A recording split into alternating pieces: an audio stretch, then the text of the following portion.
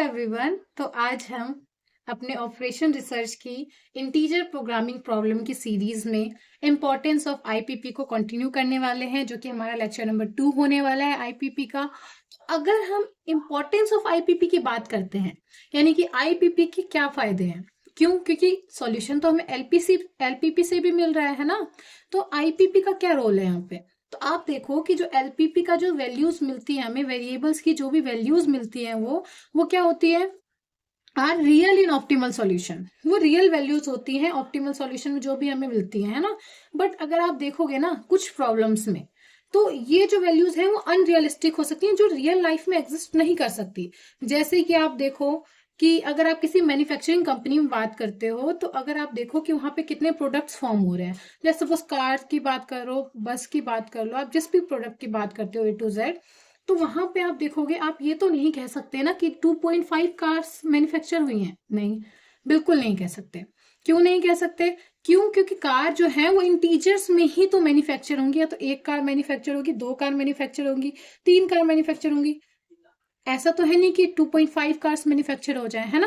तो अब इन केसेस में जो एलपीपी का जो सॉल्यूशन होता है, जो समटाइम्स क्या आ जाता है, हमारा नॉन इंटीजर वैल्यूज आ जाती हैं, वो अनरियलिस्टिक हो जाती हैं, वो रियल लाइफ में एप्लीकेबल नहीं होती है, मीनिंगलेस हो जाती है। हम कह सकते हैं, क्या कह सकते हैं? मीनिंगलेस हो जाती है। तो इन प्रॉब्लम्स के लिए, ऐसे प्रॉब्लम्स के लिए हमें किसकी जरूरत पड़ती है? आईपीपी की जरूरत पड़ती है, जो हमें क्या देता है? इंटीजर वैल्यूज देता है सारे डिसीजन वेरिएबल्स के लिए। ठीक है, तो आप ये तो समझ गए कि हमारे आईपीपी का क्या इंपॉर्टेंस है ओवर एलपीपी। ठीक है, तो अब हम कुछ एप्लीकेशंस की बात करते हैं। जब हमने इंपॉर्टेंस की बात की है, तो कुछ एप्लीकेशंस देख लेते हैं कि यूजेस क्या है डेली लाइफ में, उसके कहाँ कहाँ हम आईपीपी का यूज करते हैं। आप देखिए, जैसे कि IPP occur quite frequently in business and industry, यानी कि बिजनेस और इंडस्ट्री में हम आईपीपी का बहुत बड़ा रोल प्ले करता है। जैसे कि आप यहाँ देखिए, यहीं की बात करें तो मैन्युफैक्चरिंग कंपनी में प्रोडक्ट का फॉर्मेशन किस में होगा? प्रोडक्ट्स जो बनेंगे, मैन्युफैक्चर होंगे, वो या तो इंटीजर्स में ही तो होंगे। 1 होगा, 2 होगा, 10 होगा, 15 होगा। ऐसा तो है नहीं कि 10.5 हो जाए, नहीं हो सकता, नॉट पॉसिबल, है ना। उसके अलावा आप ओआर में कई सारे प्रॉब्लम्स करते हो, जैसे कि ट्रांसपोर्टेशन प्रॉब्लम्स, असाइनमेंट प्रॉब्लम या ट्रैवलिंग सेल्समैन प्रॉब्लम। तो अगर आप सभी को याद हो कि इन सारे प्रॉब्लम्स में आपने देखा था कि उनकी वैल्यूज क्या आती थी। असाइनमेंट प्रॉब्लम्स में जो मैट्रिक्स बनता था, कैसा बनता था? 0 1 के साथ ही तो बनता था, है ना। तो इस टाइप की जो मैट्रिक्स होती थी ना हमारी, तो इसमें ही हमारा आईपीपी का रोल आ जाता है। कैसे आ जाता है? अभी हम जब टाइप्स ऑफ आईपीपी पढ़ेंगे तब आप जानोगे कि हमारा 0 1 आईपीपी एक क्या होता है? टाइप ऑफ आईपीपी होता है। ठीक है, तो यानी कि आपको एक पता चल गया एप्लीकेशन कहाँ कहाँ है इसका। बिजनेस में है, इंडस्ट्री में है, transportation problem, assignment problem, travelling salesman problem, इन सारे प्रॉब्लम्स में हमारा एप्लीकेशन आईपीपी का यूज होता है। क्यों? क्योंकि बेसिकली कहीं कहीं पे हमें 0 या 1 ही वैल्यूज चाहिए होती हैं। और तीसरा यूज क्या है? All allocation problems including the allocation of goods. Allocation of goods basic सी बात है, गुड्स भी मैन्युफैक्चर होंगे तो इंटीजर्स में ही होंगे। ठीक है, man machines give rise to IPP.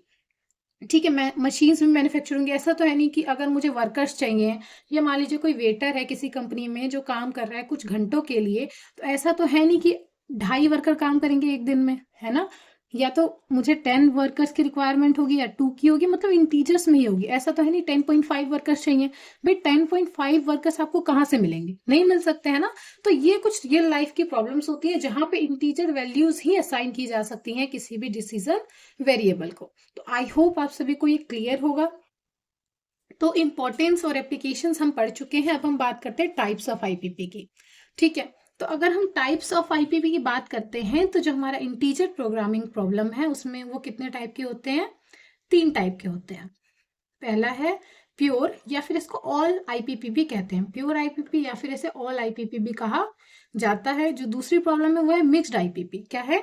Mixed IPP. और तीसरी क्या है? 0 1 आईपीपी, जो हम ऊपर बात कर रहे थे, असाइनमेंट प्रॉब्लम में यूज होती है।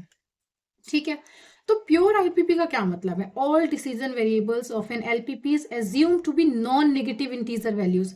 यानी कि जब आपने बात करी थी ना कि एक्स आई, यानी कि x1 x2 सो ऑन, सारे क्या थे हमारे? ग्रेटर देन इक्वल टू 0 हुआ करते थे। इसके साथ हमने कहा था कि आईपीपी में सारे इंटीजर्स भी हो जाते हैं, है ना। तो बस यहीं से आपको समझना है, अगर ये सारे के सारे इंटीजर होने चाहिए, x1 x2 xn so on, जितने भी हो सारे अगर इंटीजर हैं तो प्योर या ऑल आईपीपी कहलाएगा। ठीक है, अगर इनमें से मान लीजिए x1 ही सिर्फ इंटीजर है, सिर्फ x1 इज इंटीजर ओनली, और x2 जो है वो इंटीजर भी हो सकता है या फिर कोई भी वैल्यू, डेसिमल पॉइंट वैल्यू भी हो सकती है x2 की, तो वो हमारा आई प्योर में नहीं आएगा, वो हमारा मिक्स्ड में आएगा। यानी कि हम कह सकते हैं कि सिर्फ sum of the decision variables of an LPP are non negative integer values, यानी कि कुछ ही जो हमारे डिसीजन वेरिएबल्स हैं, कुछ की ही वैल्यूज क्या होनी चाहिए, इंटीजर होनी चाहिए। जब कुछ की वैल्यू इंटीजर होती है तो हमारा क्या कहलाता है, मिक्स कहलाता है। जब सबकी इंटीजर होती है तो वो प्योर कहलाता है या ऑल कहलाता है। ठीक है, और इसके साथ साथ आप सभी को पता है नॉन नेगेटिव तो होने ही चाहिए, है ना, ये तो एलपीपी में भी इंक्लूडेड था।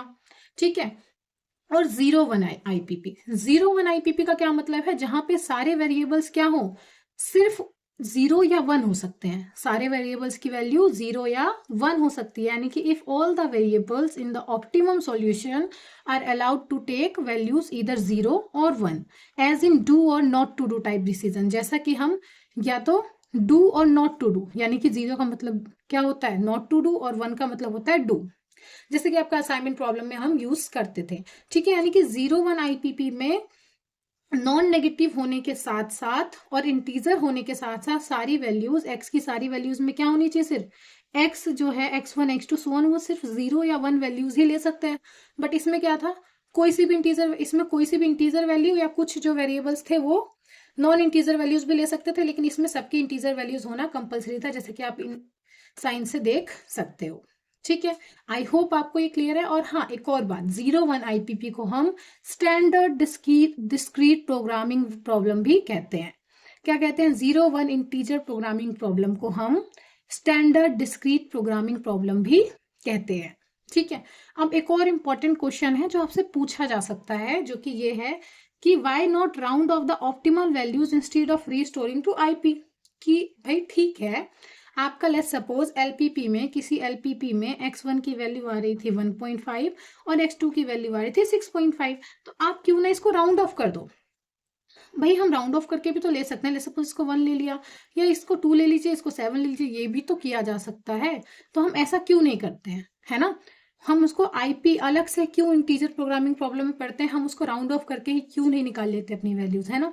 तो इसका आंसर क्या है कि देयर इज नो गारंटी, कोई गारंटी नहीं है कि जो आपको इंटीजर वैल्यू सॉल्यूशन को राउंड ऑफ करके जो आंसर मिलेगा वो सारे कंस्ट्रेंट को सेटिस्फाई करे। मे बी ऐसा भी हो सकता है कि कंस्ट्रेंट को सेटिस्फाई ना करे और वो हमें फिजिबल रीजन ना दे। दैट इज वेरी इंपॉर्टेंट, कि सिर्फ राउंड ऑफ करने से जरूरी नहीं है कि वो जो वैल्यूज आई हैं, ठीक है, वो जो वैल्यूज आई हैं वो हमारे कंस्ट्रेंट को, सारे कंस्ट्रेंट को वेरीफाई कर दे, यानी सेटिस्फाई कर दे, और वो सारे फिजिबल रीजन दे दें।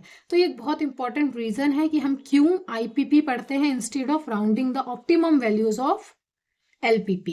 जैसे कि आप देख सकते हैं, there is no guarantee that the integer values solution obtain by rounding off the solution obtain by simplex method, है ना। सिंप्लेक्स मेथड से हमें x1 x2 की वैल्यूज ये मिली थी, तो राउंड ऑफ हम इसलिए नहीं कर सकते, क्यों, जैसे कि मैंने अभी आपको बताया क्यों, क्योंकि ऐसी कोई श्योरिटी नहीं होती है कि वो सारे कंस्ट्रेंट्स को क्या कर दें, सेटिस्फाई कर दें, और हमें एक फिजिबल रीजन दे दें, फिजिबल सॉल्यूशन दे दें, ऑप्टिमल वैल्यू तभी भी दें आफ्टर राउंडिंग ऑफ।